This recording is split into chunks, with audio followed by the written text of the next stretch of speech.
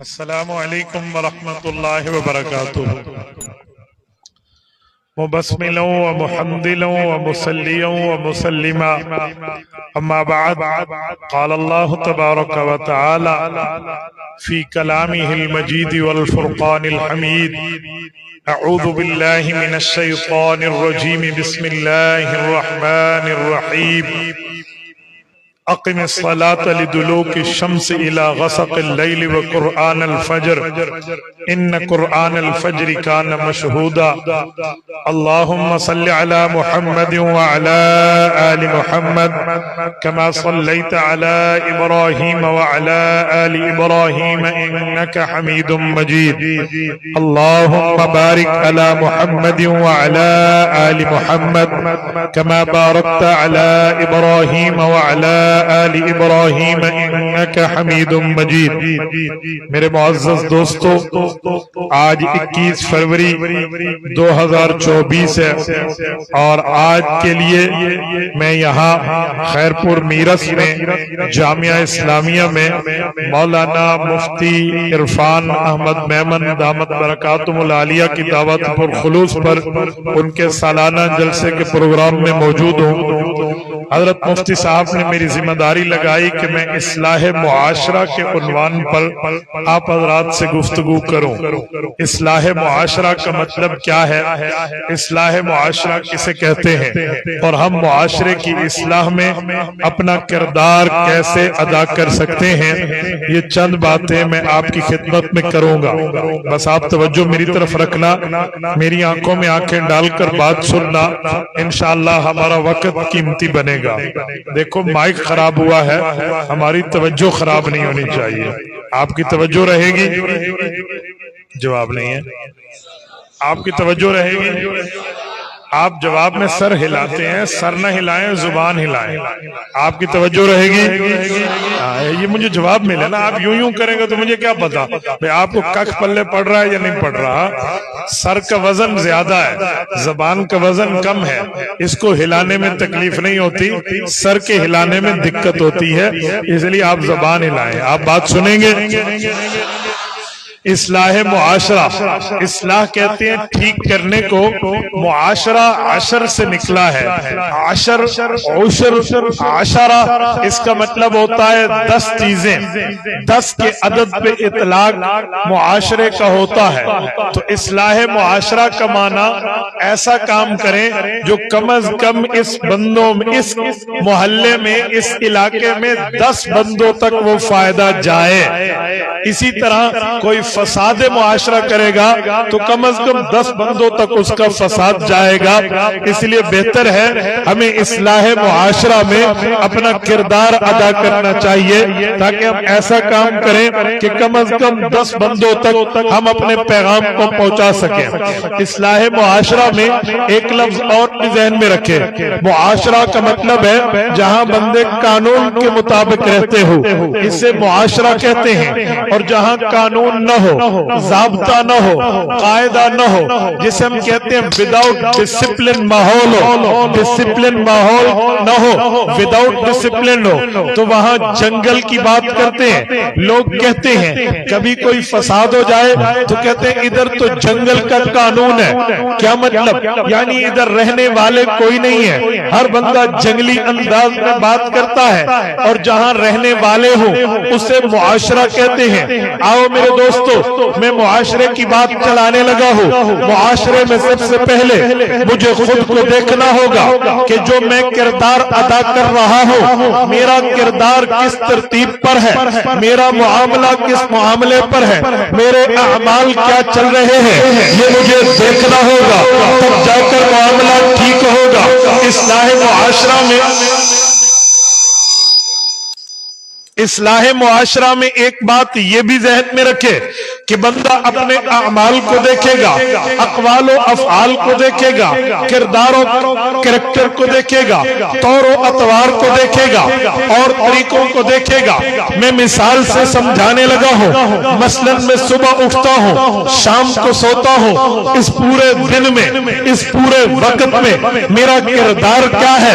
اگر میرا کردار کسی کے فائدے کے لیے، یا اپنے فائدے کے لیے ہے تو اس کا معنی یہ ہے میں ٹھیک کام کر رہا ہوں.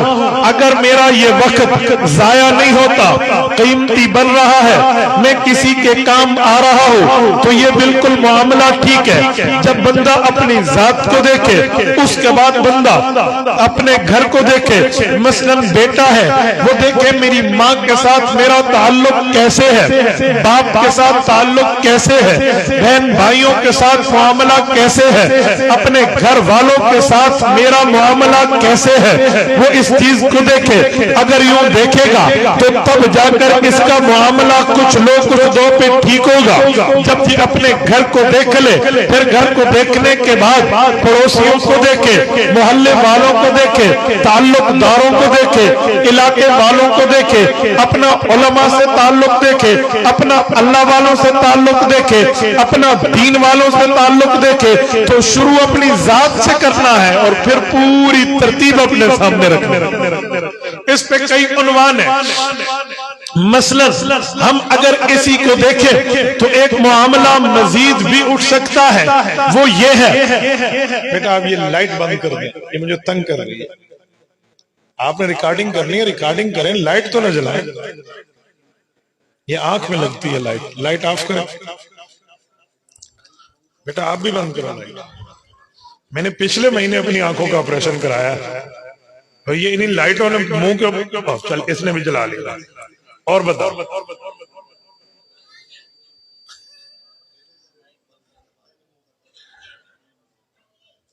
دو منٹ اپنی لائٹ آنکھ کے سامنے رکھو نا، پھر بتاؤ کتنا مزہ آتا ہے. میرے دوستو، ہم اپنے ان اعمال کو دیکھیں گے تب جا کر معاشرے کی اصلاح کریں گے. آؤ میں پہلی بات شروع کرتا ہوں. مثلا ہم معاشرے میں ہیں، صبح اٹھتے ہیں تو ہم دیکھیں ہم نے اللہ کے حق کتنے ادا کیے ہیں، مخلوق کے حق کتنے ادا کیے ہیں. اللہ کے حقوق میں ایک حق نماز بھی ہے جسے حقوق اللہ کہتے ہیں. حقوق اللہ میں جو نماز ہے، مثلا میں خود کو دیکھوں، اللہ نے میرے اوپر ایک دن میں 5 نمازیں فرض کی ہیں. صبح ہے، ظہر ہے، عصر ہے، مغرب ہے، عشاء ہے. کیا میں اللہ کا حق ادا کرتا ہوں؟ اگر کوئی بندہ یہ اللہ کے حقوق ادا کرتا ہے تب اس سے اگلی بات کریں گے. لیکن کوئی آدمی اللہ کا حق بھی ادا نہیں کرتا تو میں اس سے کیسے امید رکھوں کہ یہ پڑوسی کا حق ادا کرے گا، یہ ماں کا حق ادا کرے گا، یہ باپ کا حق ادا کرے گا، یہ دکاندار ہے تو گاہک کا حق ادا کرے گا، یہ استاذ ہے تو شاگرد کا حق ادا کرے گا، یہ ساتھی ہے تو دوست کا حق ادا کرے گا. جب یہ بندہ اپنے خالق و مالک کا حق ادا نہیں کرتا تو دوسرے کا حق ادا کیسے کرے گا؟ میرے ساتھیوں، میں نماز پہ بات چلاتے ہوئے کہتا ہوں، ابھی مجھ سے پہلے بھی حضرت نماز پر بات کر رہے تھے. ہم نمازیں تو پڑھتے ہیں، ہمیں پتہ نہیں ہوتا نماز پڑھنے کی روح کیا ہے. یاد رکھو، نماز صرف ٹکرے مارنے کا نام نہیں ہے، نماز صرف کھڑے ہو کے اللہ اللہ کر کے السلام علیکم کرنے کا نام نہیں ہے. نماز ایک وجودی عبادت ہے. نماز اپنے اندر طاقت رکھتی ہے، نماز اپنے اندر حیثیت رکھتی ہے. ہم نماز سے پہلے وضو اس لیے کرتے ہیں کہ یا اللہ جو ہاتھوں سے گناہ کیے اسے بھی معاف کر دے، چہرے سے کیے، آنکھوں سے کیے، کانوں سے کیے، منہ سے کیے، ناک سے کیے، اللہ اسے بھی معاف کر دے. پاؤں تک ہم نے وضو کیا، پھر جب اللہ کے سامنے کھڑے ہوتے ہیں، میرے دوستو یہ بات ذہن میں رکھنا، ہمیں حکم ہے کہ ہاتھ اٹھاؤ. یہ جو ہاتھ بلند ہوتے ہیں یہ کیوں ہوتے ہیں؟ معاشرے میں دیکھو، کوئی بندہ ہاتھ کسی سے اٹھواتا ہے تو کیوں اٹھواتا ہے؟ مثلا میں مثال دیتا ہوں، ہاتھ اس وقت اٹھائے جاتے ہیں جب بندے کی طاقت کی بس ہو جائے، اس لیے بندہ ہاتھ اٹھاتا ہے. ہم نے ہاتھ اٹھایا، مراد یہ ہے اللہ بڑے گناہ کر لیے، اللہ بڑے خطائیں کر لی، اللہ ہماری بس ہو گئی. اس کے بعد ہم نے ہاتھ باندھے. ہاتھ باندھنے کا مطلب رب کے سامنے مجرم بن کے پیش ہوئے، اللہ کے سامنے غلطیوں کے مقر بن کے پیش ہوئے. اللہ ہم سے غلطی ہوئی، ہم نے ہاتھ باندھ لیے. ہاتھ باندھنے کے بعد ہم نے اللہ سے آؤزاری کی ہے، اللہ سے باتیں کی ہیں. مثلا صحیح مسلم میں حضرت ابو ہریرہ رضی اللہ عنہ کی حدیث پاک موجود ہے، وہ فرماتے ہیں اذا قال العبد في صلاته الحمد لله رب العالمین قال عز وجل حمدنی عبدی، اللہ تعالیٰ جواب دیتے ہیں اس نے الحمدللہ پڑھا ہے تو رب فرماتے ہیں حمدنی عبدی، اس بندے نے میری حمد بیان کی ہے۔ بندہ کہتا ہے الرحمن الرحیم، پھر اللہ فرماتے ہیں مجد اسنا علی عبدی، اس بندے نے میری ثنا کی ہے۔ پھر مالک یوم الدین کہتا ہے مجدنی عبدی، میرے بندے نے میری تمجید اور بزرگی کو بیان کیا ہے۔ پھر ہم ایاک نعبد و ایاک نستعین کہتے ہیں، رب کہتے ہیں ھذا بینی و بین عبدی ولعبد ما سأل، یہ میرے اور میرے بندے کے درمیان ہے اور میں اپنے بندے کو وہ کچھ دوں گا یہ بندہ مجھ سے مانگ رہا ہے۔ یوں نماز پڑھتے ہیں، نماز جب ہم مکمل کر کے ایک رکعت پوری کر کے ہم رکوع پہ جاتے ہیں، رکوع کی کئی وجہ شرعی ہوگی، کئی وجہ اسلامی ہوگی، کئی وجہ دینی ہوگی، لیکن میں ایک عقلی وجہ پیش کرتا ہوں۔ جب بندہ گھٹنوں پہ جھکتا ہے تو دنیا میں کہا جاتا ہے یہ میرا مخالف ہے، میں نے اسے گھٹنوں پہ جھکانا ہے، یہ میرا خلاف بات کر رہا ہے، میں اسے گھٹنوں پہ جھکا کے دکھاؤں گا۔ جب ہم گھٹنوں پہ جھکے تو اللہ کے سامنے کہہ دیا میرے مولا سب دروں سے بڑا در تیرا، سب بڑے درباروں سے تیرا دربار بڑا، اللہ ہم تیرے در پہ آئے، گھٹنوں پہ جھک گئے، گناہوں کی معافی مانگ لی، خطاؤں کے مقر ہو گئے، اللہ معافی دے دے، تو گھٹنے میں رکوع کے اندر معافی ہے۔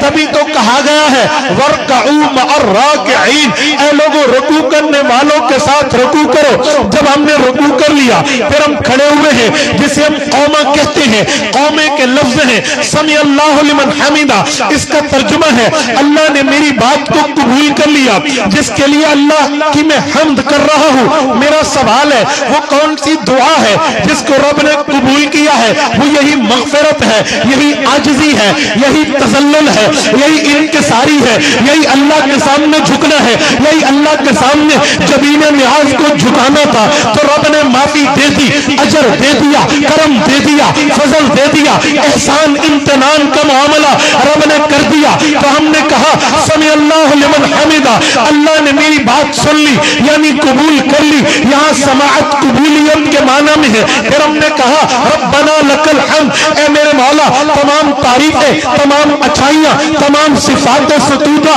تمام ہی تعریف اور ثنائیں تیرے لیے ہیں۔ پھر جب ہمیں یقین ہو گیا رب نے معاف کر دیا، پھر ہم نے سر سجدے میں رکھا۔ یہ پہلا سجدہ سجدہ شکر ہے، یہ پہلا سجدہ سجدہ تھینکفل ہونا ہے، یہ پہلا سجدہ سجدہ شکریہ ادا کرنا ہے۔ ہم نے سر سجدے میں رکھا، اللہ ہم تیرا شکر کر رہے، تو نے قبول کیا، معاف کیا، ہمیں اعزاز دیا۔ ایک سجدہ تو ہو گیا۔ سندھ کے غیوروں، خیر پور میرس کے دوستوں، آپ کہو گے مفتی صاحب سجدے تو دو ہیں، سجدہ ایک نہیں ہے۔ ایک سجدے کی وجہ تو بیان کی، پھر دوسرا سجدہ بھی ہم کرتے ہیں، تو دوسرے سجدے کی وجہ کیا ہے؟ میں عقلی وجہ رکھتا ہوں۔ ہاں دوسرے سجدے کی وجہ یہ ہے ہم اللہ کو عرض کرتے ہیں اللہ میرا جی تو چاہتا تھا کہ میں زمین میں گھر جاتا، میرا جی تو چاہتا تھا کہ تو نے گناہوں کے باوجود بھی مجھے معاف کیا، گناہوں کے باوجود بھی مجھے قبول کیا، خطاؤں کے باوجود بھی میرے اوپر رحم کی، غلطیوں کے باوجود بھی درگزر کیا۔ میرا جی چاہتا ہے میں زمین میں گھر جاؤں لیکن اندر نہیں جا سکتا، میں دوسری بار سجدہ کر رہا ہوں۔ میرے ساتھیوں اگر ہمیں نماز کی روح پتہ ہو تو پھر نماز بنتی ہے۔ ایک شخص نے، ایک اللہ والے نے دوسرے سے کہا کہ بھائی بتا جب نماز پڑھے تو کیا کریں؟ اس نے کہا سنو، جب تم نماز پڑھو تو توجہ رکھو، میرے سامنے عین بیت اللہ قائم ہے، بیت اللہ سامنے ہے، اللہ کا گھر سامنے ہے، میں رب کے گھر کو دیکھ کے اللہ اکبر کہہ رہا ہوں، اور اس وقت توجہ رکھو کہ میں پل صراط پر ہوں، میرے دائیں جنت ہے، میرے بائیں جہنم ہے، میری کمر کے پیچھے موت کا فرشتہ حضرت اسرائیل علیہ السلام ملک الموت موجود ہے، اور قرآن کریم کہتا ہے جہاں تمہارا وقت پورا ہوگا تمہیں موت ملے گی۔ قرآن کریم کہتا ہے جب موت کا وقت آ جائے گا چاہے تم بڑے سے بڑے قلعوں میں جا کے بند ہو جاؤ، بڑوں سے بڑے تعمیرات میں جا کے بند ہو جاؤ، لیکن تمہیں موت آ کر رہے گی۔ جب ہم اپنی کمر کے پیچھے یوں فرشتے کو سوچیں گے پھر اللہ اکبر کریں گے، میں قسم کھاؤں تو شاید آپ کے سامنے بات عجیب لگے، لیکن یقین سے کہتا ہوں اس طرح کریں گے نہ نماز میں بھول ہوگی نہ دنیا کے خیال آئے۔ ہم کریں تو صحیح۔ میں نے کہا اصلاح معاشرہ میں خود سے شروع کرو، پہلے خود کو بدلو میرے دوست۔ اسی طرح نماز ہے، زکوٰۃ ہے، روزہ ہے، حج ہے، اگر میں ان کے ساتھ اسی طرح جہاد ہے، ان 5 چیزوں کو کھولوں تو ایک نقطہ ذہن میں رکھنا، ایک نماز ہے، ایک تلاوت ہے، ایک روزہ ہے، ایک حج ہے اور ایک زکوٰۃ ہے، ایک جہاد ہے، یہ ادائے محبوبی ہے، یہ محبت کی پیک ہے، یہ محبت کی انتہا ہے، یہ لولی ریلیشن شپ کی پیک اور چوٹی ہے۔ آپ کہیں گے کیسے؟ جب بندہ کسی سے پیار کرتا ہے، محبت رکھتا ہے، تعلق رکھتا ہے، عقیدت یہ رنگت و الفت رکھتا ہے، اس کو چاہتا ہے تو بندہ چاہتا ہے جسے میں چاہ رہا ہوں اپنے محبوب سے بات کروں، جی میں آتا ہے اپنے محبوب سے جب ملوں پھر کوئی تیسرا نہ ہو، جسے کہتے چلیے شہر کے اس نکرے تھے جتنے بندے نہ بندے دی ذات ہوئے، پھر تنہائی، پھر تخلیہ، پھر اکیلا پن، پھر وحدت اوقات بندہ چاہتا ہے، پھر ایک وقت آتا ہے بندہ کہتا ہے میں اپنے محبوب پہ مال لٹاؤں، پھر اگر محبوب کے بندہ خوشی چاہے تو کہتا ہے میں نے تو تجھے یاد کیا، مجھے کھانا یاد نہ رہا، تجھے یاد کیا، پینا یاد نہ رہا، اور پھر کبھی محبوب گھر میں ہو تو بندہ محبوب کے گھر کے پاس جاتا ہے، اس کی خوشبو کو سونگھتا ہے، اس کے ساتھ رہنا چاہتا ہے۔ یہی تو عبادت ہے، یہ جو تلاوت اور نماز ہے یہ اپنے محبوب اللہ سے بات کرنے کی طرف اشارہ ہے، یہ جو زکوٰۃ ہے اپنے اللہ پہ بات لگانے کی طرف اشارہ ہے، اور یہ جو حج ہے اللہ کے گھر کا اقبل ذل جدار و ذل جدار کی ایک تعبیر عملی ہے کہ بندہ وہاں گھومتا ہے۔ ہاں یہ جو روزہ ہے یہ بھی اپنے اللہ کے لیے کھانا پینا چھوڑنا کہ محبوب کے عشق میں لوگ کھانے پینے کو چھوڑ دیتے ہیں۔ ہاں یہ جو جہاد ہے، یہ جو قتال ہے، یہ جو جنگ ہے، جیسے قرآن کہتا ہے ان اللہ اشترى من المؤمنین انفسهم واموالهم بان لهم الجنہ یقاتلون فی سبیل اللہ فیقتلون ویقتلون۔ یہ لوگ وہ ہیں جن کی جانوں کو، جن کے مالوں کو، جن کی طاقت، صلاحیت و قوت و ہمت و سکت کو رب نے خرید لیا، کیوں یہ اللہ کے راستے میں، اللہ کے راستے میں لڑتے ہیں، جان دیتے بھی ہیں، جان لیتے بھی ہیں۔ یہ محبوب کی محبت کی انتہا ہے کہ اس کے لیے بندہ اپنی گردن کٹائے بھی اور کاٹے۔ میں نے تبھی کہا اصلاح معاشرہ میں خود سے شروع کریں، آگے چلیں۔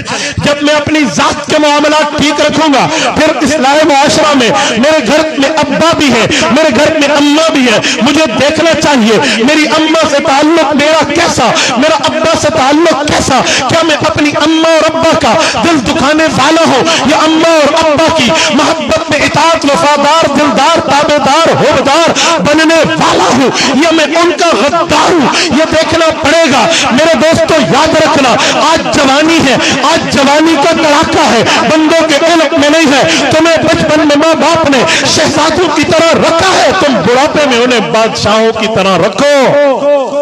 ہاں جب میں اپنے باپ کو عزت دوں گا تو پھر بات بنے گی۔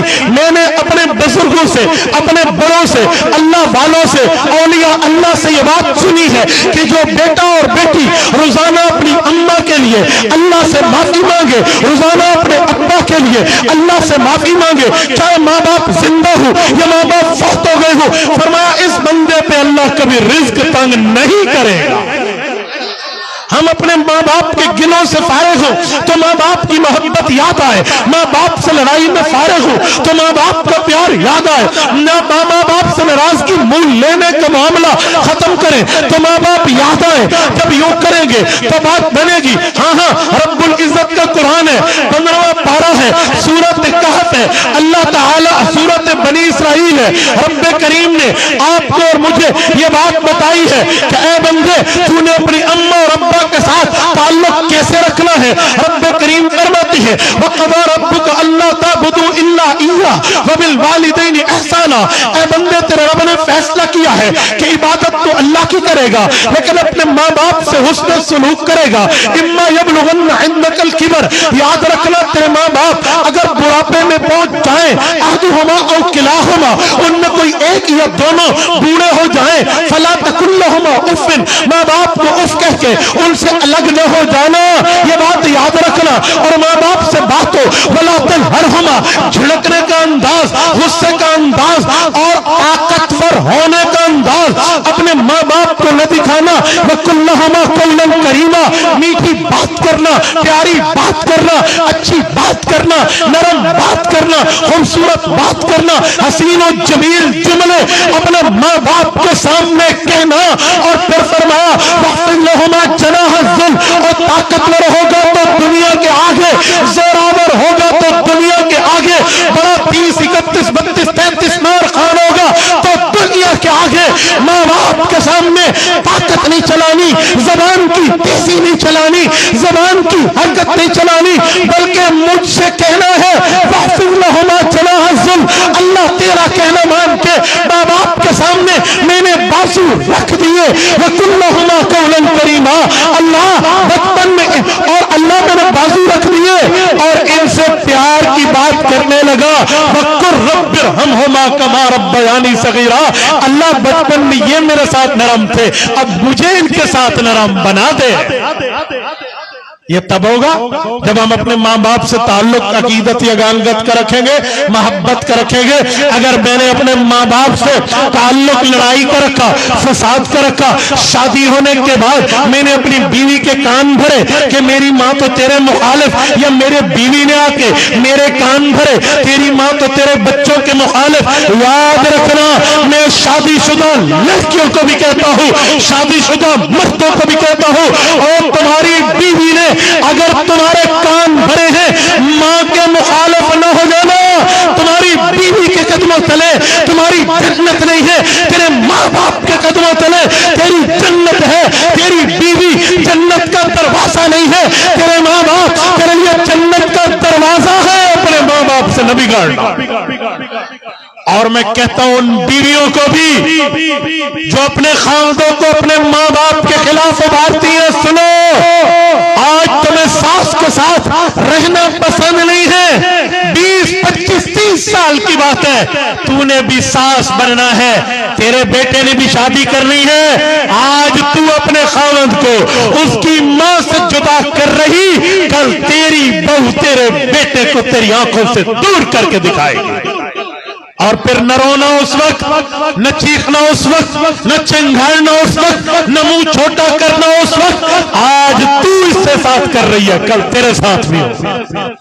लेकिन इसका यह मतलब नहीं है कि तुम बीवियों के ऊपर जुल्म, माँ बाप के हक तो दो, लेकिन बीवियों पे जुल्म करने की बात नहीं सिखा रहा, बीवी को मारने की बात नहीं सिखा रहा, बीवी को कूटने की बात नहीं सिखा रहा। तेरे लिए मोहतरम है, मोहतरमा है, इज्जतदार है, मकाम और मर्तबे दर्जे है, सैयद तो वैल्यू तेरी बीवी भी तेरे लिए रखती है, क्योंकि तेरी बीवी है, मर्द वो है जिसने तेरे लिए अपनी माँ को छोड़ा, तेरे लिए अपने बाप को छोड़ा, तेरे लिए अपनी बहनों को छोड़ा, तेरे लिए अपने भाइयों को छोड़ा, तेरे लिए उस बचपन के घर के सहन को छोड़ा जिसमें उसका खूबसूरत बचपन पला और बड़ा है।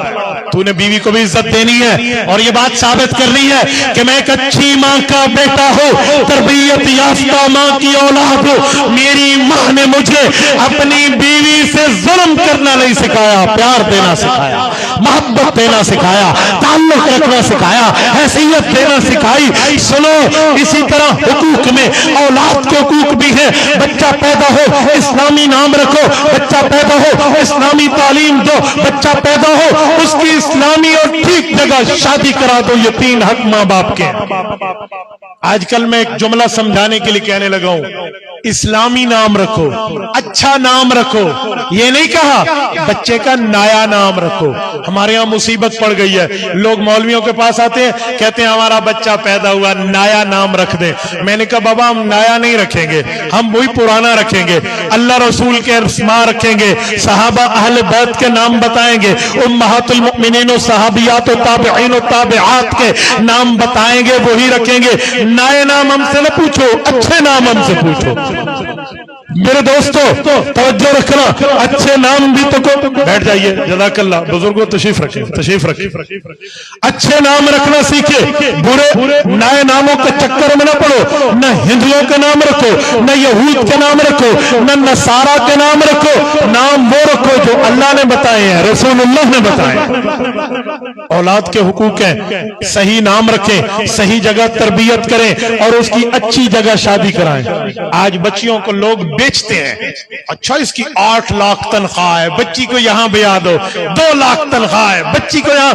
اے خدا کے بندے، لعنت دے تنخواہوں کی باتوں پہ. اخلاق دیکھ، ایمان دیکھ، دینداری دیکھ.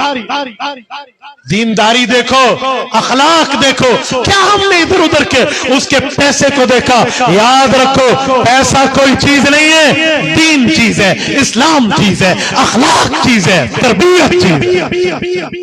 میں نے اللہ معاف فرمائے، میرے سامنے رب کا قرآن ہے، اگر میں جھوٹ بولوں اللہ مجھ سے مدد کھینچ لے گا. میں نے ایسے ایسے طلاق کے فتووں پہ دستخط کیے ہیں، لاکھوں روپوں کی تنخواہ تھی لیکن تعلیم اسلامی نہیں تھی. لاکھوں روپے کماتے تھے، دینداری نہیں تھی. لاکھوں روپے منتھلی کماتے تھے، اس میں اسلام اور مذہب کا کوئی دخل نہیں تھا.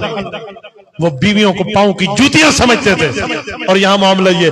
اور ان غریبوں کے نکاح بھی میں نے پڑھائے ہیں جن کا غربت میں بس بمشکل حق کے مہر پورا ہوا، اور ان کو ہنستا بستا گھرانہ ہم اپنی آنکھوں سے دیکھ رہے ہیں. اور پہلے دین دیکھو، پہلے اسلام دیکھو. آؤ اصلاح معاشرہ پہ میں اسلامی شادی پر ایک جھلکی دیتے ہوئے کہتا ہوں، عظیم صحابی رسول محدث صحابہ حضرت ابو ہریرہ رضی اللہ عنہ کی شادی تیار تھی. اللہ کے رسول کے پاس آئے، یا رسول اللہ میری شادی ہونے لگی ہے، مجھے مشورہ دے. حضور نے فرمایا تنکح المرأة لأربع لمالها لخمسها لجمالها لدینها. ابو ہریرہ 4 وجہ سے لوگ شادی کرتے ہیں: حسن دیکھ کے، خاندان دیکھ کے، پیسہ دیکھ کے، اچھا یا دینداری دیکھ کے. حضور چپ ہوئے. حضرت ابو ہریرہ نے سوالیہ نظروں سے پوچھا، یا رسول اللہ میرے لیے ریکمینڈ فرما دیں، میں کیسی شادی کروں؟ فرمایا فاظفر بذات الدین، پہلے دینداری دیکھنا، شادی خانہ آبادی بن جائے گی. فاظفر بذات الدین. میرے دوستو آؤ نبوی نسخے پہ عمل کرو، محمدی نسخے پہ عمل کرو، رسول اللہ کے نسخے پہ عمل کریں. خدا کی قسم شادی خانہ آبادی بن جائے گی. پہلے دین دیکھیں، دین کے ساتھ حسن ہو، ہمیں کوئی ڈاؤٹ نہیں ہے. دین کے ساتھ خاندان اچھا، عجیب بہت اچھا. دین کے ساتھ اسی طرح پیسہ ہو، بہت اچھا. لیکن وہ نہ ہو، دینداری ضرور ہو، ضرور ہو. ہم دینداری نہیں دیکھتے، آج دنیا داری دیکھتے ہیں، رزلٹ الٹا نکل کے آتا ہے. میرے ساتھیوں، اچھا یہ پرچیاں بھی میرے ذمہ ہیں، شکر ہے پہلے بتا دیا تو میں اس حساب سے بیان کو لے کے جاؤں نا. یعنی جزاک اللہ، جزاک اللہ. اللہ آپ کو خوش رکھے. میرے دوستو توجہ، یہ اصلاح معاشرہ میں اپنے گھر کو دیکھوں. اور جب میں نے یہ گھر میں معاملات دیکھ لیے، پھر اس کے بعد مجھے پڑوسی دیکھنا ہے. حدیث پاک میں ہے، فرمایا وہ مؤمن نہیں کہلا سکتا جس کی تکلیفوں سے اس کا پڑوسی محفوظ نہ ہو. شیخ الحدیث مولانا محمد زکریا کاندلوی رحمت اللہ علیہ نے پڑوسی کی تفسیر کی ہے. فرمایا جو چاروں طرف سے تقریباً 40 گھر جو ہیں یہ پڑوس کے زمرے میں آتے ہیں، لہٰذا ان میں کسی کو تکلیف سے بچنا چاہیے.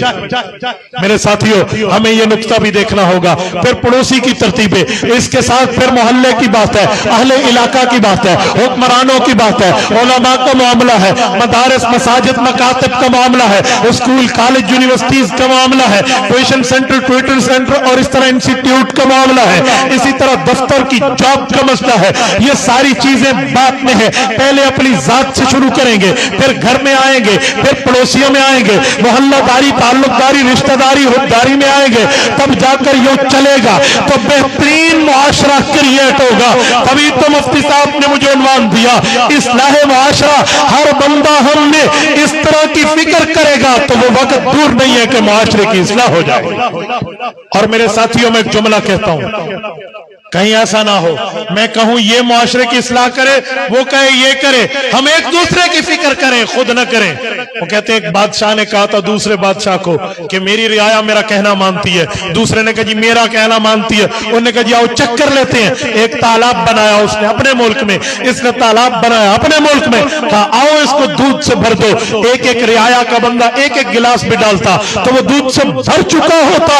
یہ معاملہ یوں ہی چلتا، لیکن دوسرے ملک والے میں سے ایک بندے نے سوچا اگر میں پانی کا گلاس ڈال دوں تو کسی کو کیا پتا۔ صبح ہوئی ایک تالاب دودھ کا بھرا ہوا تھا، ایک تالاب پانی کا بھرا ہوا تھا، کیونکہ ہر بندے نے سوچا کہ میں پانی ڈالوں تو وہ دودھ ڈالے گا، میں پانی ڈالوں تو وہ دودھ ڈالے گا۔ ہمارے ہاں یہ معاملہ نہ ہو، کہیں یہ معاملہ نہ ہو جس کی وجہ سے ہمیں پتہ نہ چل سکے کہ ہم نے کرنا کیا تھا۔ میرے ساتھیوں، میں اسی بات پر آپ کی خدمت میں یہی خلاصہ پیش کر کے بات ختم کر رہا ہوں، اگر ہم اپنی اس طرح ذمہ داری سمجھیں گے تو وہ وقت دور نہیں ہے جب معاشرے کی اصلاح ہو جائے گی۔ کریں گے انشاءاللہ۔ جتنے ساتھی بیٹھے ارادہ کرتے ہیں معاشرے کی اصلاح میں اپنا کردار ادا کریں گے، اس کے لیے خود کو پیش کرنا پڑا کرو گے، ماں باپ کی عزت اور احترام رکھو گے، ہاتھ کھڑا کر کے تائید کریں، ماں باپ کی عزت احترام کرو گے، اولاد کو حقوق دو گے، بیٹیوں بیٹوں کو حقوق دو گے، پڑوسیوں کو حقوق دو گے، بہن بھائیوں کو حقوق دو گے، علماء کو حقوق دو گے۔ جزاکم اللہ تعالی، اللہ آپ کو خوش و خرم رکھے۔ یہ آپ کے سوالات ہیں، میں ان سوالات کے جوابات کی طرف آنے لگا ہوں۔ سب سے پہلی بات یہ ہے، یہ پوچھتے ہیں مولانا جمعیت علماء اسلام تحریک انصاف سے معاہدہ کیوں کر رہی ہے؟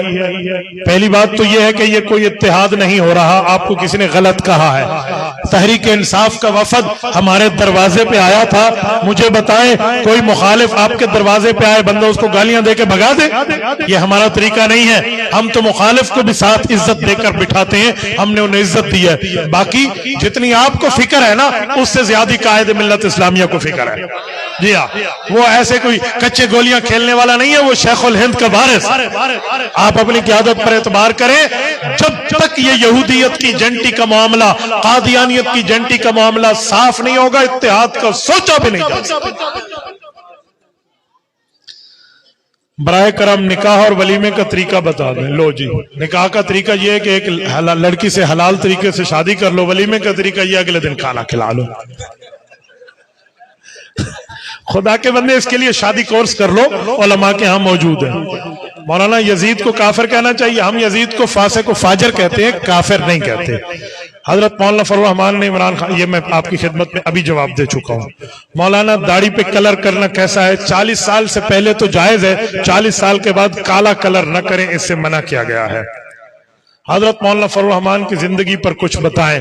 زندگی تو وہی جی رہا ہے، ٹھیک ہے، جتنی قیادت ہم نے دیکھی ہے نا، عزت کی زندگی تو وہی جی رہا ہے، باقیوں میں تو یو ٹرن والے معاملات چل رہے ہیں، اس لیے زندگی تو اسی کی ہے۔ سائیں بتائیں پاکستان کے الیکشن کے ذریعے، سائیں علماء کو پاکستان میں الیکشن کے ذریعے ہرانے کی کیا وجہ ہے؟ جو وجہ آپ کے دماغ میں ہے وہی وجہ میرے دماغ میں ہے، بے ایمانی کی وجہ ہے، اور کیا ہے؟ مولانا اور جے یو آئی والے کہتے ہیں جس نے جے یو آئی کو ووٹ نہ دیا وہ گناہگار ہے، حدیث سے ثابت کرو۔ اچھا مجھے بتائیں جمعیت علماء اسلام میں علماء ہیں یا نہیں ہیں؟ عالم کس کا وارث ہے؟ بولیے بولیے، تم نبی کے وارث کے خلاف ووٹ دو تمہیں ثواب ملے گا؟ میں اسی لیے کہتا ہوں نبی کے وارث کے ساتھ ٹھہرو تمہیں ثواب ملے گا، اس پہ کون سا مسئلہ؟ کسی نے بات کرنی ہے، کوئی مرد کا بچہ دلیل کی دنیا میں پیدا ہوا تو ہم سے بات کر لے۔ مفتی صاحب لٹیروں نے ملک کو لٹارا ہے اور مولانا کے بارے میں، اچھا چلو مولانا اب تو اکیلا ہے نا، اب جرات کریں اور ساتھ دیں۔ یہ جو کہہ رہے ہیں نا لٹیروں نے ملک کو لوٹا ہے، ووٹ تو تم کہتے ہو ہم اسی کو دیں گے، اور جس کے پاس 6 سیٹیں اسے کہتے ہیں اسلام نافذ کرو، انہی کو کہو نا جن کے جھنڈے اٹھاتے ہو۔ مولانا جو شخص 3 دن بات نہ کرے اس کا قبر میں کیا اثر ہوگا؟ مسلمان سے 3 دن بغیر کسی شرعی وجہ کے بات چھوڑ دینا برا ہے، اس کے لیے آخرت میں بری بات کی طرف اشارہ ہے، ایسے نہیں کرنا چاہیے۔ صحیح، جو شخص امام کے بارے میں دل میں بغض رکھتا ہو وہ کیا ہے؟ کون سا امام؟ پیش امام مسجد؟ اچھا میں نے سمجھا پتہ نہیں آپ کو امام الحق کی بات کر رہے ہیں۔ بھائی امام کے ساتھ تمہارا کیا جھگڑا ہے مجھے بتاؤ تو صحیح۔ امام نے آپ کی گائے کھولی ہے، امام نے آپ کی بکری کھینچی ہے، امام نے آپ کے گھر میں آ کر کوئی چوری کی ہے؟ وہ اللہ کے بندے، وہ آپ کا امام ہے، اس لیے اماموں سے لڑائی نہیں کی جا سکتی۔ علماء کا مخالف کا قیامت میں کیا حشر ہوگا؟ حشر نشر ہوگا، ٹھیک ہے نا؟ جو مخالف ہے خام خاص علماء کو گالیاں دیتا ہے اس کو تو دیکھنے والا حشر ہوگا نا۔ مفتی صاحب اچھا اس سوال کا بھی جواب آ گیا۔ اصول فقہ کے متعلق کچھ کتب بتا دیں۔ اصول فقہ کے متعلق بنیادی طور پہ کتاب اصول شاشی ہے، پھر اس کے بعد نور الانوار ہے، پھر توضیح تلویح ہے، یہ حسامی ہے، یہ بنیادی کتب ہیں، ان کو آپ اپنے سامنے رکھ لیں تو انشاءاللہ آپ اصول فقہ اچھی طرح حنفیہ کا سمجھ جائیں گے۔ مفتی صاحب کوئی آدمی دعا مانگے تو دنیا میں قبول ہوتی ہے یا آخرت میں حصہ ملتا ہے؟ بھائی بعض اوقات دنیا میں قبول ہوتی ہے، بعض اوقات آخرت میں ہوتی ہے۔ کرکٹ کے لیے دعا کر سکتے ہیں یار؟ اس وقت نہیں ہنسنے کی بات نہیں ہے، اس وقت جو پی ایس ایل کی کرکٹ چل رہی ہے اس میں کے ایف سی کے ساتھ اتحاد ہے۔ لعنت بھیجیں ایسی کرکٹ پر جو کے ایف سی سے اتحاد کرے اور اپنا حصہ فلسطینیوں کے قتل میں ڈالے۔ جتنے دوست بیٹھے ہو یہ طے کرو کہ ہم پی ایس ایل کے میچ اس وقت تک نہیں دیکھیں گے جب تک یہ اسرائیل سے معاہدہ نہیں توڑیں گے۔ وعدہ کرتے ہو یا نہیں کرتے؟ لعنت بھیجیں گے ہم ان کے اوپر۔ ہمیں کرکٹ پیاری تھی لیکن اس وقت پیاری نہیں ہے جب ہمارے مسلمانوں کے اوپر یہ لان تان کے معاملات چل رہے ہوں، یوں نہیں چلے گا۔ مولانا دوسرا سوال یہ میں وضاحت کر چکا ہوں۔ تیسرا، چیف جسٹس کے حالیہ فیصلے پہ بتائیں۔ ابھی حضرت مولانا عبدالغفور حیدری دامت برکاتہم کا بیان آ گیا ہے، انہوں نے کہہ دیا کہ چیف جسٹس کا جو فیصلہ ہے جس سے یہ نکالے گئے ہیں وہاں قادیانیوں کے معاملات میں فلاں فلاں دفعہ ختم کر دو، ہم اس کو پاؤں کی جوتے کے نوک، ہمارے لیے باقی سب کچھ بعد میں ہے، حضور پہلے ہیں، ختم نبوت پہلے۔ کہو تاجدار ختم نبوت، تاجدار ختم نبوت، تاج و تخت ختم نبوت، فرما گئے یہ ہادی لا نبی بعدی، فرما گئے یہ ہادی، فرما گئے یہ ہادی۔ اور چیف جسٹس کو ہوش کے ناخن لینے چاہیے، یاد رکھے قیامت تک پاکستان بھی رہے گا اور ختم نبوت کے حامی بھی رہیں گے۔ اگر قادیانیوں کے حامی بنے اللہ نے دنیا میں بھی لعنت کرنی ہے، قبروں پہ بھی لعنت کرنی ہے۔ مفتی صاحب کہا جاتا ہے ووٹ ایک شہادت ہے، تو ایسا کیا؟ مفتی محمد تقی عثمانی دامت برکاتہم مفتی اعظم پاکستان ہے، انہوں نے اس پر مستقل کتاب لکھ دی ہے کہ ووٹ شہادت ہے یا نہیں، آپ اس پہ پڑھ لیں۔ قادیانیوں نے کو چیف جسٹس نے کھلی اجازت دے دی ہے۔ بابا کیا چیف جسٹس؟ ہم نے کہا تم کہہ سکتے ہو کہ قادیانیوں کو یہ اجازت ہے تو وہ یوں کرے۔ بھائی وہ قادیانی وہ ہیں جو مرزے کو نبی کہتے ہیں، جس طرح شیطان کو ہم چیف جسٹس کہیں کہ شیطان چیف جسٹس ہے تو یہ چیف جسٹس کی توہین ہے، تو اسی طرح مرزے قادیانی کو نبی کہنا بھی نبوت کی توہین ہے۔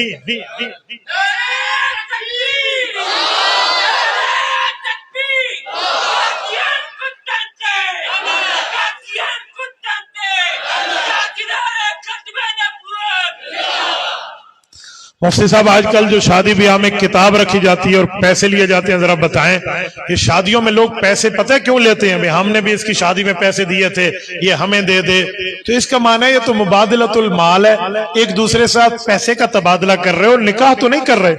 اور یہ ایسے ظالم ہیں، ہوٹل میں جائیں نا وہ پہلے کھانا کھلاتے ہیں پھر پیسے لیتے ہیں، یہ ولیموں میں پیسے لینے والے پہلے پیسے لیتے ہیں پھر کھانا کھلاتے ہیں، ٹھیک ہے؟ اس لیے ان کو کوئی پیسہ لینے دینے کا معاملہ نہیں ہے، یہ کوئی اسلام کا معاملہ نہیں ہے، یہ لوگوں کی اپنی رسمیں ہیں۔ مولانا سیاست اسلامیہ کو عقلی نقلی دلائل کے ساتھ ثابت کریں۔ نقلی دلائل کا معنی قرآن و سنت میں جو نقل ہو کر آئی ہے، یا داؤد انا جعلناک خلیفۃ فی الارض، سورۃ صاد آیت نمبر 26، رب کریم نے نبی وقت کے سیاست اسلامی کی بات کی ہے، ٹھیک ہے؟ سورت نمبر 13، سورت نمبر 12 سورت یوسف میں اجعلنی علی خزائن الارض، یہ وزارت خزانہ، منسٹری آف فائنانس کی بات ہے، اور قرآن کریم میں یہ سیاست موجود ہے۔ رہی آپ کو عقلی دلیل، تو عقلی دلیل تو یہی ہے کہ مفتی محمود علماء دیوبند کی طرف سے، مولانا شاہ احمد نورانی علماء بریلوی کی طرف سے، اور اسی طرح علماء اہل حدیث کی طرف سے، ان کے بڑے بزرگ مولانا ظہیر وغیرہ نہ ہوتے تو قادیانیوں کا قانون اسمبلی میں نہیں بن سکتا تھا۔ تو ظاہری بات ہے علماء گئے ہیں، انہوں نے قادیانی کی منجی ٹھوک کے رکھی ہے، اس لیے علماء کا ساتھ دینا چاہیے۔ جزاکم اللہ تعالی۔ اقول قولی ھذا واستغفر اللہ، وآخر دعوانا ان الحمد للہ رب العالمین۔